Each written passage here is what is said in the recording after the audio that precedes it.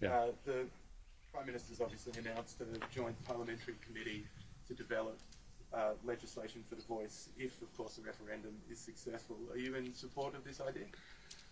Well, we've approached the voice debate in a respectful way. We've listened to Australians, worked our way around the country, listening to the concerns that people have. I have the greatest of respect for Australians, whether they're voting yes or no.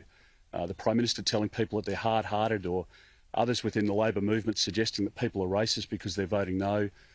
All the celebrities out there telling people what they should think and how they should vote. Frankly, it's all been counterproductive. I think the Prime Minister finds himself in a position now where he's turned 60% for support for the voice into 40% support for the voice. That's of his own making. There are now more than 1 in 3 Labor voters who are voting no on October 14. That is of the Prime Minister's own doing. He's driven people away from the yes vote to the no vote because, let's be very frank, he hasn't given the detail. And this has been a deliberate strategy. The heart's mind is already won. All of us want a better outcome for Indigenous Australians. But they can't get people's minds across the line because people want to know what it is they're voting for. And the bipartisan committee that already existed was a complete and utter farce.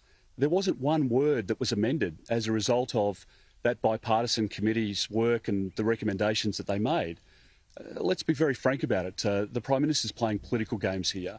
This is an 11th hour desperation move to try and salvage the yes vote. And I don't believe it's going to work because people don't see the Prime Minister as being sincere. He's not sincere when he says that this is just a modest change. Australians know that that's not the truth. They know their Prime Minister's not being honest with them. There's been no constitutional convention, and people don't know, including in Indigenous communities, how the voice will impact them, whether it'll be negative or positive. I believe very strongly that the Prime Minister should have done the work in a bipartisan way right at the start before he made the initial announcement at Garma. But it's obvious that he's now trying to desperately find ways to suggest to people that there can be a bipartisan position when all he's done right from day one is divide Australians, and a Prime Minister who divides his country knowingly really has many questions to answer. Do you commit the Liberal Party to being part of this joint? Well, what I commit to is that we will respect the outcome on October 14, and I believe that the country's going to vote no. That's my strong advice to people, to not trust this Prime Minister. I don't think you can trust him.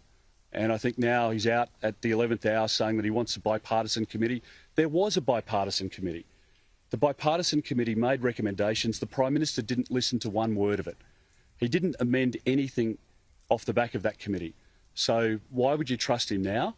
And I think millions of Australians at the moment are shaking their head at this Prime Minister because he's just not been honest with them.